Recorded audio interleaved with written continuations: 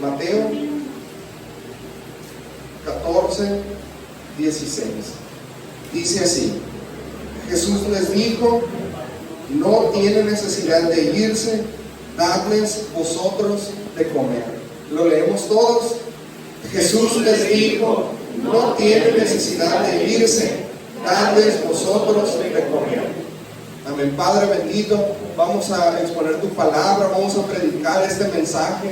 Te ruego, mi Dios, que hables a nuestra vida, que esta semilla también quede sembrada en nuestro corazón y pronto veamos el resultado de ella, Señor, pronto dé fruto. Queremos ser una iglesia mejor, queremos ser mejores hijos para ti, queremos conocerte más. Háblanos, Señor, en esta mañana, en el nombre de Jesús. Amén. Amén. Puede tomar su lugar.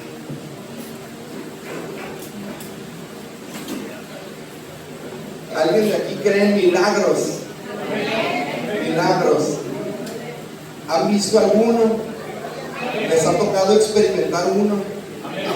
A mí sí me tocó experimentar pues varios milagros, pero el que siempre tengo más en mi mente es el que el Señor hizo con mi esposa. Todavía éramos novios. Ella iba a ser operada y de hecho fue intervenida, inició la cirugía para extirpar un quiste, y en ese momento entró pues por la varita, y en ese momento el cirujano se da cuenta de que no hay nada. Un quiste de 7 centímetros desapareció y en su lugar queda una cicatriz. Donde había un quiste de 7 centímetros, solamente queda una cicatriz, y el médico sale y sus palabras fue un milagro, porque no había algo y ahora no hay nada. Yo creo en un Dios de milagros. Nuestro Dios hizo muchos milagros a través de la historia, en los momentos de la historia bíblica, pero yo creo que el Señor sigue haciendo obra fuerte, poderosa el día de hoy. La manifestación del poder de Dios sigue vigente para nuestros días, y ocurren muchas cosas, muchos sucesos que escapan de una explicación, que no hay forma de decir qué sucedió allí. Ese día el médico dijo fue un milagro porque habíamos hecho el estudio, habíamos hecho todo para darnos cuenta que estaba ese quiste que tenía que ser sacado, pero en el momento en que entramos no hay nada, y donde debía estar hay una cicatriz. Ocurrió un milagro. Cosas que no tienen explicación, ahí es donde el Señor le gusta actuar con nosotros. Y hoy vamos a hablar de un milagro muy conocido que encontramos en el Nuevo Testamento, y tiene que ver con la multiplicación de unos panes y de unos peces. La Biblia está dividida en dos partes, en el Antiguo Testamento y el Nuevo Testamento. El Nuevo Testamento inicia con la venida de Jesucristo, y sus primeros 4 libros, el Evangelio de Mateo, Marcos, Lucas y Juan, relatan la misma historia. Son 4 personas que relatan las vivencias que ellos pudieron observar o que escucharon de lo que Jesús hacía. Entonces es una misma historia, pero contada desde 4 puntos de vista, desde 4 ángulos. Y muchas historias se explican en un evangelio y en el otro aportan un dato extra. En uno viene mejor explicado que en otro, porque dependía de la forma en que cada uno de los escritores lo vio, lo vivió o lo escuchó. Entonces vamos a hablar de un momento, de un pasaje bíblico que está en esa parte de los evangelios, y vamos a platicar sobre ese milagro. En ese momento vamos a basar nuestra historia del día de hoy, que se llama la alimentación de los 5,000. Y yo quiero que empecemos a creer que los milagros de Dios siguen vigentes, y que todavía podemos ver milagros en nuestra casa, todavía podemos ver milagros en nuestra vida, en nuestro corazón, todavía podemos ver milagros en nuestro trabajo, todavía podemos ver milagros donde se necesita que algo suceda, allí donde se necesita que las cosas sean diferentes y no hay manera de solucionarlo. Tenemos un Dios que rompe las leyes de la física, donde el razonamiento humano no alcanza a comprender. Nuestro Dios actúa. De eso vamos a hablar el día de hoy, y nuestro tema se llama influencia, sanidad, alimento. Influencia, sanidad, alimento. Y la historia empieza de esta manera, dice la palabra de Dios en Mateo 14:13. Oyéndolo Jesús se apartó de allí en una barca a un lugar desierto y apartado. Y cuando la gente lo oyó, le siguió a pie desde las ciudades. Jesús estaba en una ciudad llamada Nazaret, cuando de pronto escucha una noticia. Juan el Bautista, un compañero del ministerio de Jesús, un hombre, era hasta familiar, era un primo, acababa de ser asesinado. Fue de las primeras personas que perdieron la vida por empezar a predicar el Evangelio de Dios, porque el Evangelio de Dios causa resistencia. La gente no está listo para oír, porque el Evangelio de Dios confronta nuestra vida. El Evangelio de Dios siempre va a ser una luz que deja exhibida nuestra maldad, que deja exhibido nuestro pecado. Entonces, cuando oyes hablar del Evangelio, en primer lugar, esa luz causa resistencia, porque no queremos que se exhiban nuestros pecados, no queremos que se exhiban nuestros errores. Entonces, Juan era un predicador. Juan el Bautista era un hombre que iba anunciando la venida de Jesucristo y causó una revolución. El pueblo de Israel en ese tiempo estaba dominado por el Imperio Romano. Entonces Roma tenía un terreno vasto en todo el mundo bajo su control y permitían cierto dominio de las autoridades de cada país, pero todas estas tenían que rendir tributo al César, a la autoridad máxima, y se tenía que entregar un impuesto. Entonces a Roma no le gustaba lo que estaba sucediendo con Juan, y un hombre llamado Herodes manda a matar a este hombre. Entonces Jesús estaba en esa zona, Jesús estaba en Nazaret cuando oye esta noticia, y por eso decía la palabra, oyéndolo Jesús se apartó de allí. Se apartó de allí, no podía quedarse porque había persecución en ese lugar. Y bueno, empezamos con el primer punto, que se llama influencia. Dice la palabra de Dios entonces que cuando las personas escuchan que Jesús se iba de Nazaret y se movía a otra ciudad, a otro lugar, la gente lo siguió. Jesús se movía y la gente iba detrás de él. La gente estaba esperando oír noticias de dónde Jesús se encontraba, porque necesitaban seguirlo. Todos sabían quién era Jesús. Y miren, tenía mucha fama, pero no nomás con las personas que lo necesitaban, porque había hombres y mujeres que se acercaban porque necesitaban un milagro, necesitaban una sanidad, necesitaban una respuesta. Pero también tenía fama para el Imperio Romano, que lo estaba buscando porque era un revolucionario de su tiempo. Entonces, no solamente la iglesia sabía de él, no solamente los apóstoles, también Roma sabía de él. Y dice la palabra de Dios en Mateo 14:1: en aquel tiempo Herodes el tetrarca oyó la fama de Jesús. Era un hombre famoso, era un hombre conocido, era un hombre con influencia, era un líder que tenía personas que lo estaban siguiendo en todo momento. Nada más que la fama para que llegó para Herodes el tetrarca era negativa. Él quería acabar con este movimiento que estaba iniciando Jesús. Para el Imperio Romano, Jesús era una amenaza. Era una amenaza. La enseñanza basada en el amor que traía Jesús, este modelo de vida distinto, era una amenaza para la forma de vida del Imperio Romano, del mismo Israel de aquella época. Y el Imperio Romano pensaban que Jesús iba a ser un hombre que iba a levantar en armas a todo Israel buscando liberación.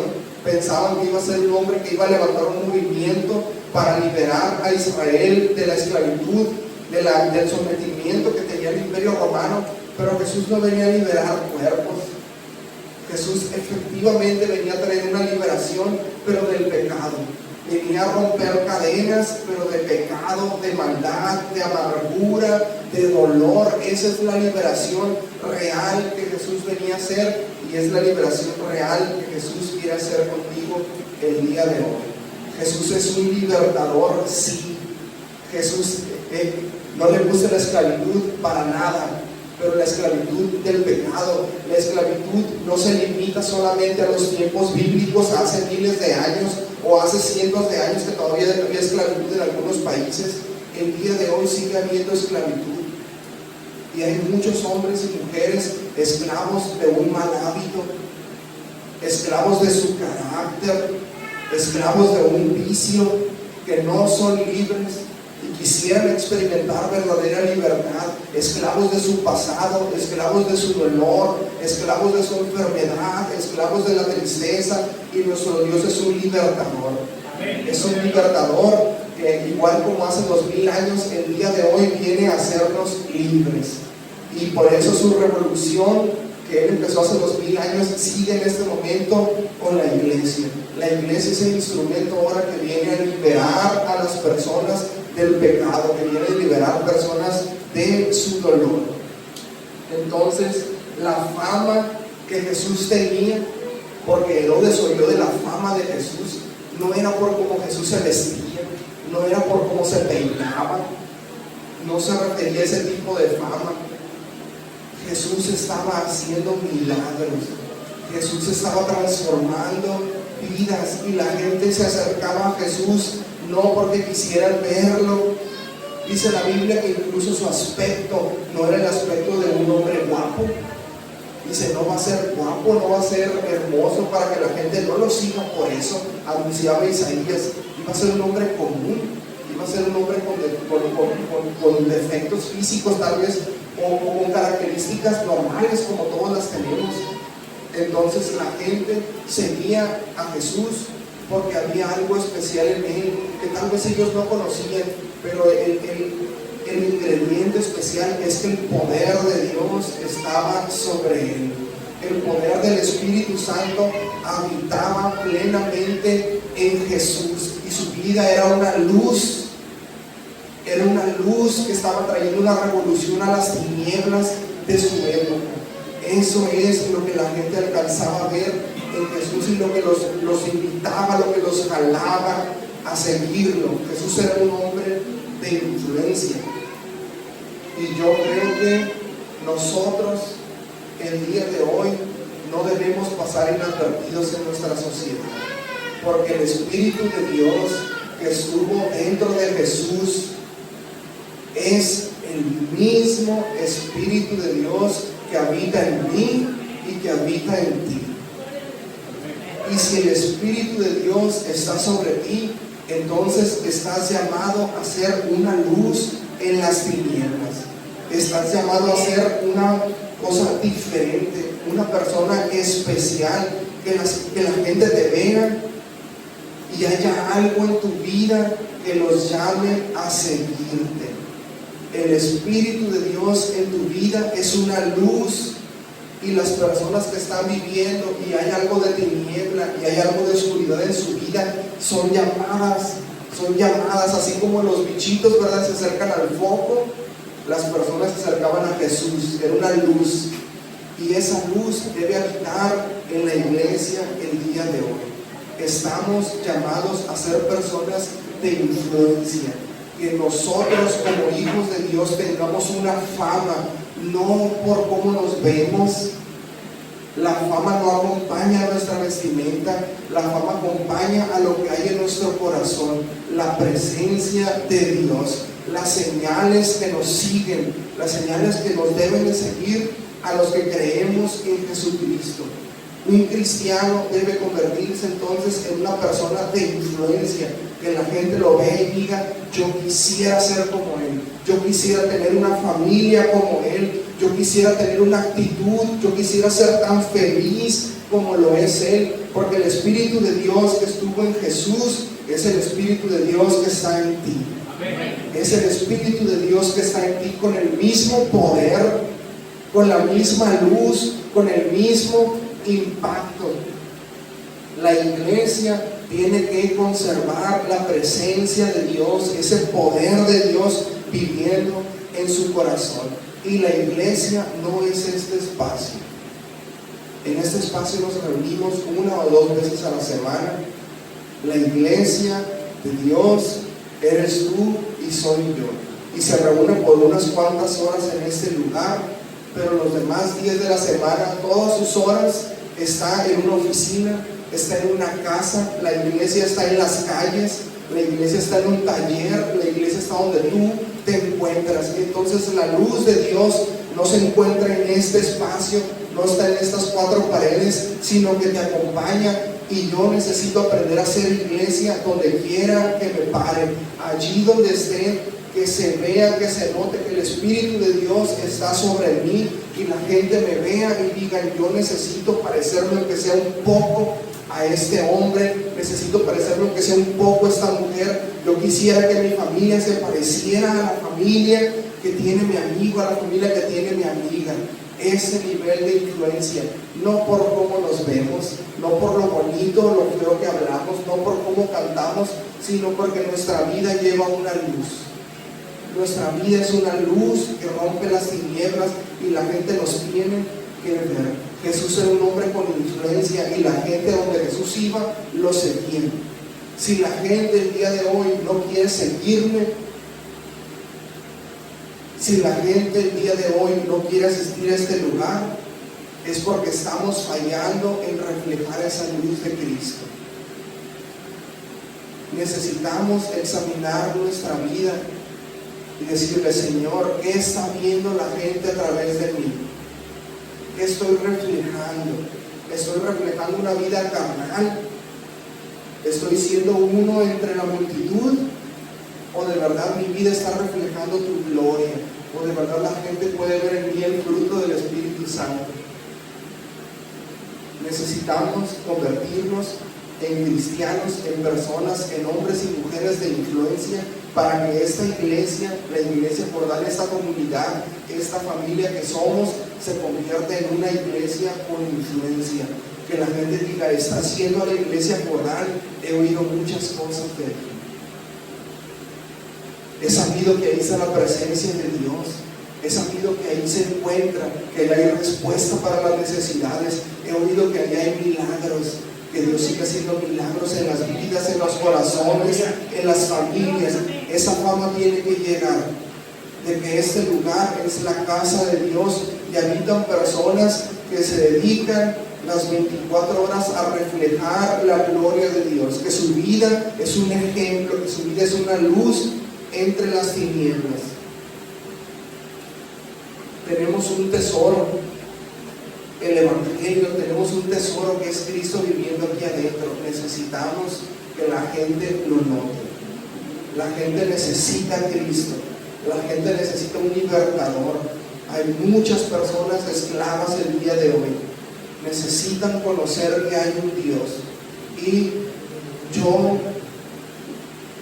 y todos nosotros aquí somos los encargados de que la gente conozca a Cristo. Entonces, si quieres vivir una vida apasionada, ahí te va. Una vida de influencia. Número 1, vive una vida apasionada. Necesitas empezar por disfrutar todos los momentos de tu vida, incluso el dolor, incluso la prueba. Vivir apasionado por Dios. Que el dolor, que los momentos difíciles, que la enfermedad, que la adversidad no acaben, no te tumben, no te destruyan, sino que tú sigues adelante y eres un ejemplo de fortaleza, eres un ejemplo de perseverancia y eres un ejemplo de amor por Dios. La gente espera encontrar personas apasionadas por algo. Nosotros necesitamos estar apasionados por Dios, en cada momento de nuestra vida. La gente lo nota cuando te esfuerzas, cuando te dedicas a eso, cuando vives una vida apasionada. Incluso tus momentos difíciles, incluso tu dolor sirve para que las personas conozcan a Cristo. Incluso tu enfermedad sirve para que las personas vean a Cristo, porque la gente no se puede explicar cuál es mi actitud en medio de los problemas, cuál es mi actitud en medio del dolor. Vive una vida apasionada en que aún tus momentos más bajos, tus momentos más difíciles estén brillando y estés hablando de Dios, que la gente conozca a Dios incluso a través de tus problemas, incluso a través de tu dolor y a través de tus pruebas. La pasión nos hace vivir diferentes. Es una fuerza, amar a Dios y vivir de esa manera, agradecidos por el día, agradecidos por la vida, agradecidos por cada latido de nuestro corazón, vivir felices, vivir con gozo. Esa es una vida apasionada, y cuando conoces a alguien así te impacta, y necesitamos impactar a la sociedad, necesitamos impactar a nuestra sociedad, necesitamos impactar a nuestra familia que no conoce a Cristo. Mi vida debe ser una inspiración para ellos.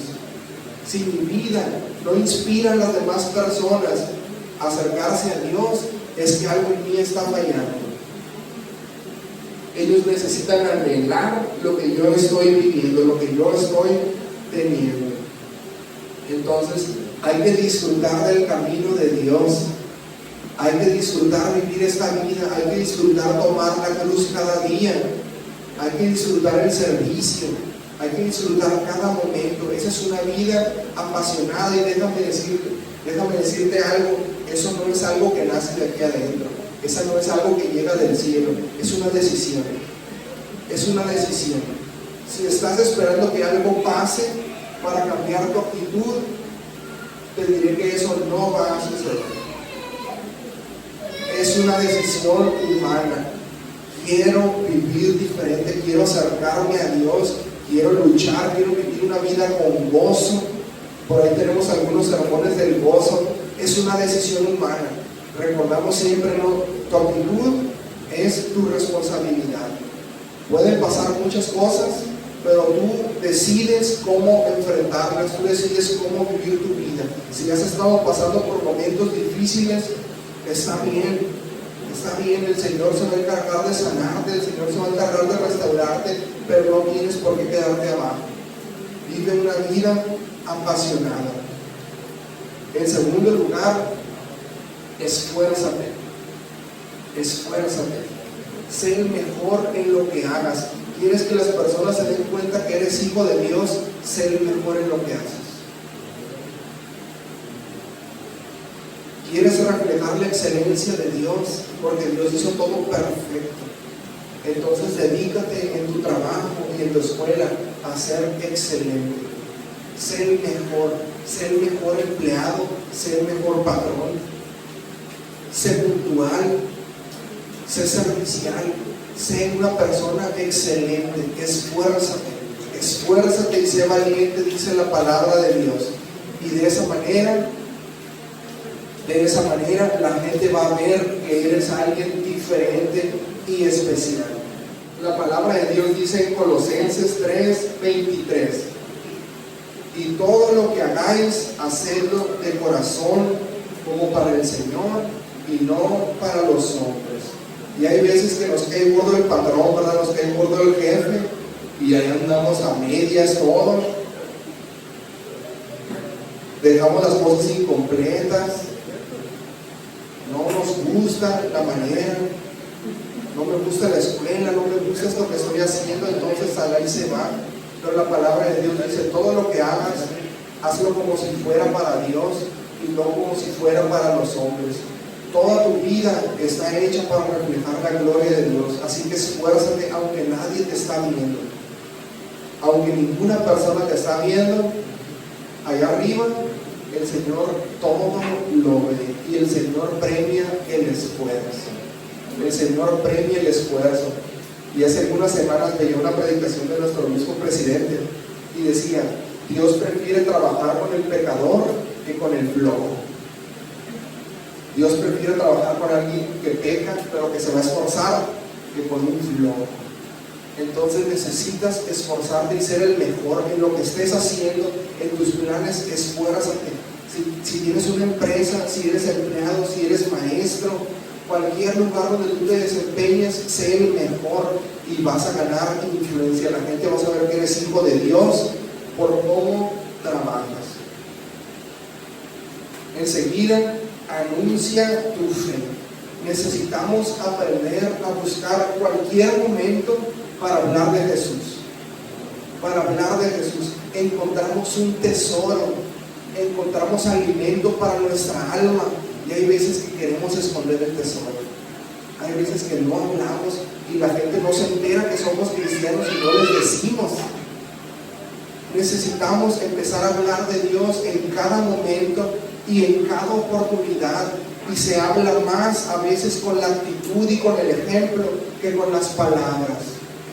Hay muchos medios para expresarnos el día de hoy. Hay muchos medios. Elige expresar y anunciar a Dios en cada momento que tengas oportunidad. Dice la palabra en Marcos 5:19. Jesús hizo un milagro sobre un hombre endemoniado, lo liberó, y este hombre quería seguir a Jesús.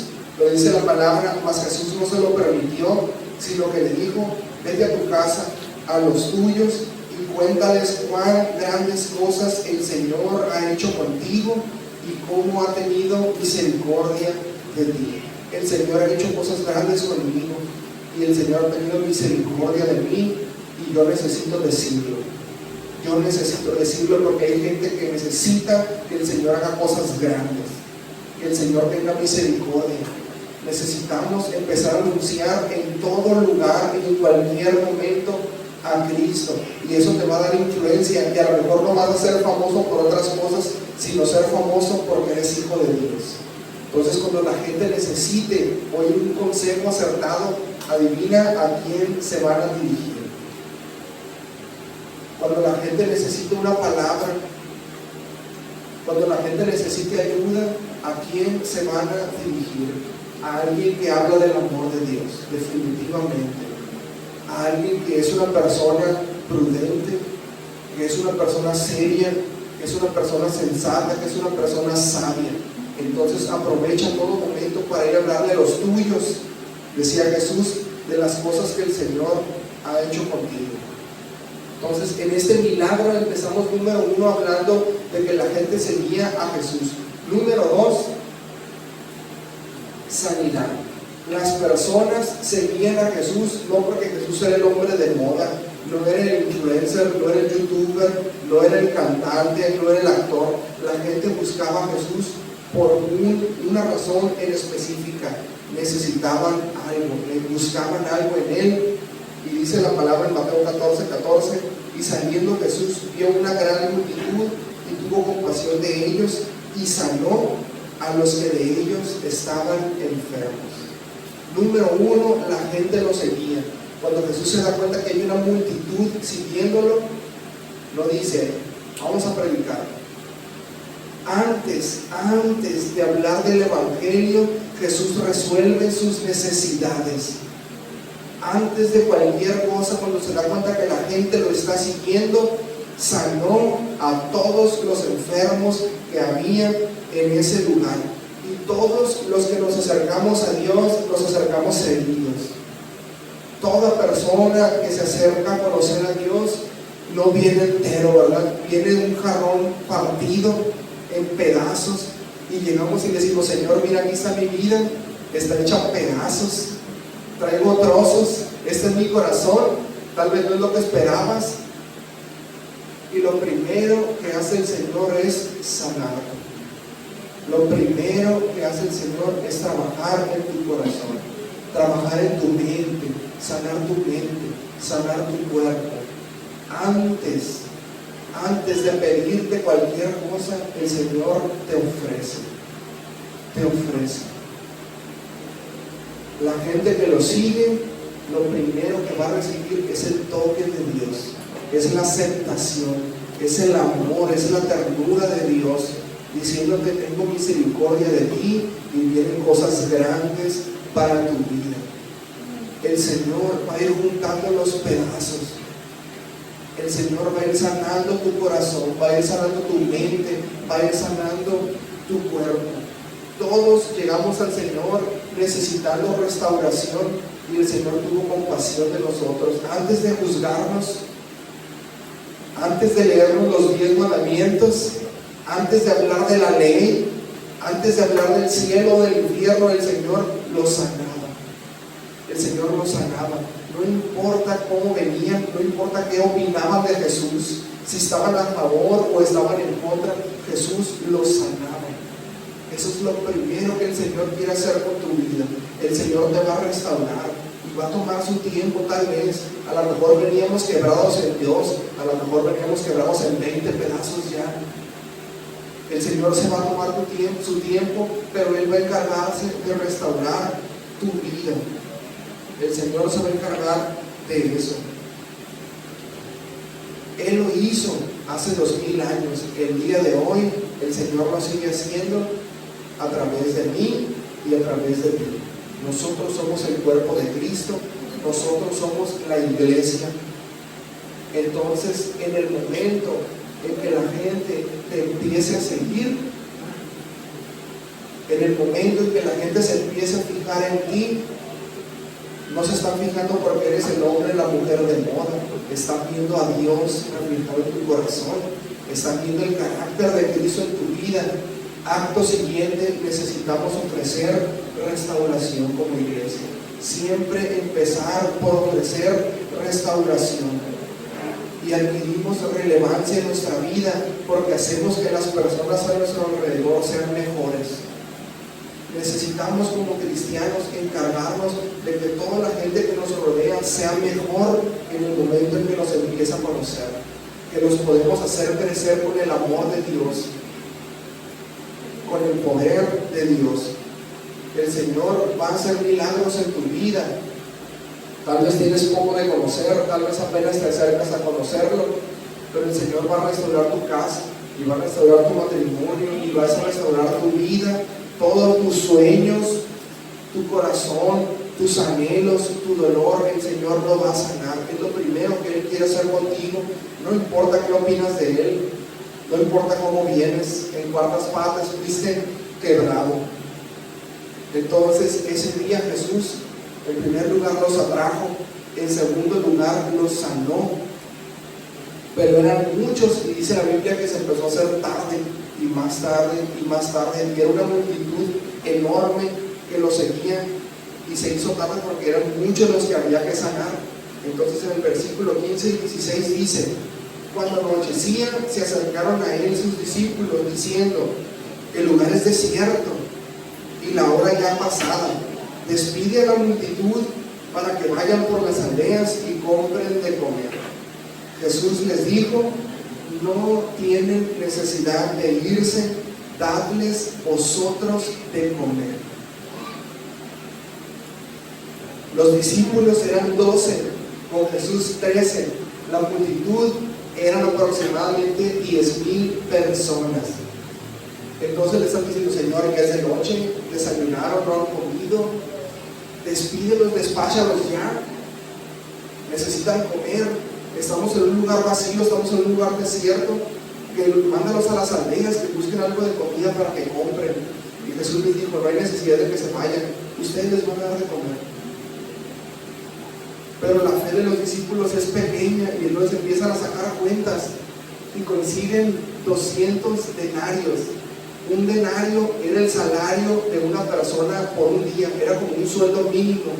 Entonces, ¿a cuánto está el sueldo mínimo ahorita? 100 pesos. Pongámosle 100 pesos, tenían 200, tenían 20,000 pesos y ocupaban darle de comer a más de 10,000 personas. Entonces dicen los discípulos: ay, Jesús quiere que les demos de comer, pero este dinero que tenemos no alcanza ni para darles un bocado. No tenemos lo suficiente. 200 denarios. Su fe no alcanzaba para mucho. Pero dice la palabra de Dios en Juan 6, 8 y 9. Uno de sus discípulos, Andrés, hermano de Simón Pedro, le dijo: aquí está un muchacho que tiene 5 panes de cebada y 2 pececillos. ¿Mas qué es esto para tantos? La fe de los discípulos de Jesús limitada, basándose en cuánto dinero tenemos y cuánto podemos hacer. Y hay veces que así se rige nuestra vida, ¿verdad? Tenemos necesidades, tenemos problemas y vemos el bolsillo y decimos: no alcanza, no alcanza.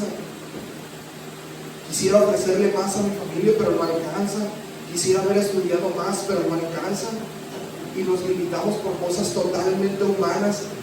En otra versión de la Biblia, en lugar de decir un muchacho, dice un niño. Un niño se acercó y dice: aquí traigo 5 panes de cebada y 2 pececillos. Un niño, una persona con fe, viene y dice: son muchísimos, pero entiendo que nuestro Dios es un Dios ilimitado, que los milagros de Dios no se basan en cuánto tengo. La respuesta de Dios no se basa en qué puedo hacer con mis fuerzas, en qué capacidades tengo, sino que ese niño dice: aquí tengo esto poquito, pero en las manos de Dios es mucho. 5 panes y 2 peces en las manos de Dios alcanzan para alimentar a una multitud de más de 10,000 personas. Dice la palabra de Dios que eran 5,000 hombres, sin contar mujeres y niños, y siempre hay más mujeres. Entonces, si había 5,000 hombres, yo creo que había unas 6,000, 7,000 mujeres y a lo mejor unos 2,000 niños. Eran más de 10,000. Eran más de 10,000. Y la fe de un niño en medio de la confusión es la que va a salvar el momento. Ni siquiera los peces eran grandes, ¿no? Ojalá dijeran unos pecesotes, pero dice 2 pececillos. Yo creo que eran pececillos de ese tamaño, pero Él lo pone en las manos de Dios. En las manos de Jesús es mucho. Tal vez siempre has sentido que tienes poco. Tal vez siempre has sentido que te hizo falta algo, que no tienes los recursos, que no tienes la educación necesaria, la sabiduría necesaria, la inteligencia, que no tuviste las oportunidades necesarias. Te parece poco lo que tienes y has tratado de conseguir la respuesta con lo que sí tienes, y ves tu bolsillo y ves tus planes y ves tu mente y dices: Señor, pues no salgo de este problema con esto. Si en tu vida te ha parecido que tienes poco y a lo más que llegas a tener 2 pececillos, en las manos de Dios es suficiente. Es más que suficiente. Si solo ves lo que tienes y son 5 panes, para el Señor es suficiente, no solo para saciar tu vida, sino para saciar a 10,000 más. Lo que tú tienes, eso poquito, ese talento tan pequeño, esa educación que alcanzaste, ese trabajo que tienes, ese puesto, ese carisma que dice: Señor, si yo fuera más abierto, Señor, si yo fuera diferente, eso poquito que tienes en las manos de Dios, puedes saciar toda tu vida y saciar a 10,000 personas más. A través de tu vida, con eso poquito que tienes, el Señor puede hacer milagros. Si tu fe es tan pequeñita, preséntala a Dios y dile: Señor, no sé cómo, no sé cuándo, pero sé que tú vas a obrar. Sé que tú vas a obrar. Esto poco que tengo, esto poco que me tocó, estos 5 panes y estos 2 pececillos, yo sé que van a ser suficientes para que yo salga adelante, para que yo pueda vivir saciado, para que yo pueda vivir satisfecho, y alrededor de mí todos los que se encuentren, todas las personas que se acerquen a mí pueden recibir una bendición. Todas las personas que están alrededor de ti pueden ser bendecidas y pueden ser alimentadas por la presencia de Dios, por el evangelio de Dios, por el conocimiento de Dios, si tan solo lo pusieras en sus manos. El Señor podría hacer un milagro en tu vida y un milagro en todo alrededor de ti, si aprendemos a ponerlo en las manos de Dios y dejar de depender en mis recursos, en mi inteligencia, en mi capacidad para resolver problemas, en mi dinero, y poner mi vida y poner mi confianza y poner mi fe, por más pequeñita que sea, en las manos de Dios y los milagros siguen ocurriendo el día de hoy. Y los milagros, las señales no solamente van a estar en ti, sino que te van a seguir a donde quiera que vayas. Y allí donde entres a trabajar vas a ser de bendición para esa empresa. Y allí donde seas un maestro, allí donde estés en tu oficina, allí donde estés en tu taller, allí donde vayas en tu ciudad, vas a ser de bendición y vas a estar saciado completamente tú y todos los que te rodean, porque el Espíritu de Dios que estuvo sobre Jesús está sobre tu vida. Está sobre tu vida. Así que tienes la facultad y la autoridad de Dios para alimentar a todos los que están alrededor de ti. A todos. El milagro no solamente te abarca a ti, el milagro va a abarcar a tu familia, a tu casa, a tu trabajo, pero necesitas aprender a dejar todo en las manos de Dios y decirle: Señor, esto es lo que tengo. Ese niño tenía 5 panes y 2 peces. ¿Qué tienes tú? ¿Qué tienes tú?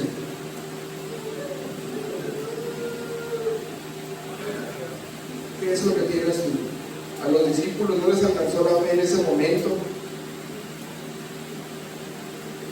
pero si tuviéramos un poquito en este momento, con eso que tengo en mis manos, el Señor podría hacer mucho. ¿Qué te ha dado el Señor? ¿Tienes algún ministerio apagado? El Señor te dio un don, el Señor te dio una inquietud de que le sirvieras de alguna manera y no lo estás haciendo, no se lo has entregado. Sigues viviendo tu vida basándote en cuánto te queda en la bolsa. Aprende a entregarle a Dios y ponlo en primer lugar. Dale la prioridad de tu vida. Ámalo y vive con pasión amando a Dios, y Él va a hacer milagros en ti y alrededor de ti, en tu casa, en tu familia. Necesitamos entender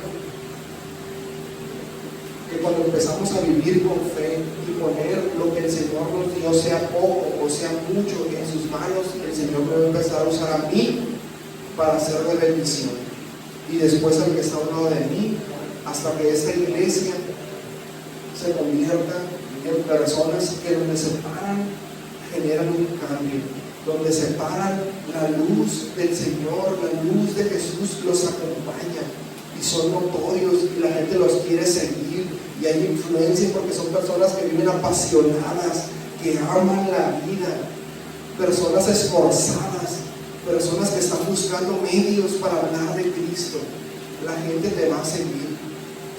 La gente te va a seguir y el Espíritu de Dios en tu vida, el Señor te va a usar para que los empieces a sanar, para que los empieces a restaurar, tus palabras, tus consejos, tu ejemplo. Y necesitamos llegar a entender que tenemos esta misión como iglesia. Denles ustedes de comer. Y estamos viendo la necesidad de mi amigo, la necesidad de mi familia, y nos quedamos: Señor, haz algo, Señor, haz un milagro. Yo iría, yo predicaría, pero no sé. Señor, yo les ayudaría, pero no sé cómo, no tengo recursos. Y la palabra de Dios es: denles ustedes de comer. Entonces necesitamos ser una iglesia que no se queda esperando el pan, sino que lleva el pan, que lo prepara. Una iglesia que da, una iglesia que no viene a este lugar solamente a recibir. Aquí venimos a adorar a Dios, pero allá afuera ser una iglesia, ser un hijo de Dios, ser un cristiano que sabe dar, que sabe alimentar. Denles ustedes de comer. Nosotros hacemos nuestra parte y el Señor hace un milagro. El Señor hace el milagro cuando yo empiezo a trabajar, cuando yo empiezo a cambiar mi vida, cuando yo empiezo a cambiar mis hábitos, cuando yo empiezo a cambiar mi actitud. El Señor sigue haciendo milagros, y si no los estamos viendo en este momento es porque estamos esperando que las cosas sucedan. Imagínense que les hubiera dicho, denles ustedes de comer, y se hubieran puesto a orar los 12. Señor, dale de comer. No, vayan con sus manos, vayan con ese poquito recurso en las manos de Dios, es mucho. ¿Quieres ver milagros en tu vida? Empieza a buscarlos, empieza a generarlos y dile, Señor, estoy poniendo todo mi esfuerzo por mi casa, todo mi esfuerzo por mi familia, todo mi esfuerzo por mi negocio, todo mi esfuerzo por los que están alrededor de mí, y necesito que tú hagas tu parte. Yo pongo lo que tengo y tú haces el milagro. Tú haces el milagro. Hermano, yo muy pronto, y lo digo con fe, esta iglesia va a ser una iglesia de influencia, no en Valle Alto, no en Villas del Río, sino en la ciudad de Culiacán. Y la gente va a empezar a decir, hay una iglesia, la iglesia Morán, la iglesia apostólica número 36, allá hay comida, allá hay pan, allí vas y te dan de comer. Hay algo, esos hermanos, esas personas tienen algo especial. Van a venir y van a ser sanados, y sus vidas van a ser restauradas, y los vamos a alimentar con el Evangelio de Jesucristo. Amén. Los vamos a alimentar con el mensaje de salvación, y vamos a hacer un punto de referencia para nuestra ciudad. El Señor ha puesto ese sueño en mi corazón, y el Señor ha puesto ese sueño de todos nosotros juntos, trabajando y no esperando, trabajando, activando, y no solamente esperando que algo suceda, sino generando. Vamos a transformar la forma de hacer iglesia, vamos a transformar la forma en que las personas se acerquen, y van a venir aquí no por la fama, no porque está decorado, no por la música, no por cómo se peina el pastor, no por cómo se viste el pastor, sino porque la presencia de Dios está en este lugar. La presencia de Dios está en este lugar, pero necesitamos convertirnos en generadores de cambio, no estar más pasivos. Tal vez has estado pasivo toda tu vida y estás esperando todavía un milagro, y te preguntas por qué las cosas no cambian en tu vida. Necesitas generarlo. Necesitas cambiar tu actitud, necesitas cambiar tus hábitos, necesitas empezar a buscar a Dios con todo tu corazón, apasionarte por el Señor, y Él se va a encargar de alinear tu vida.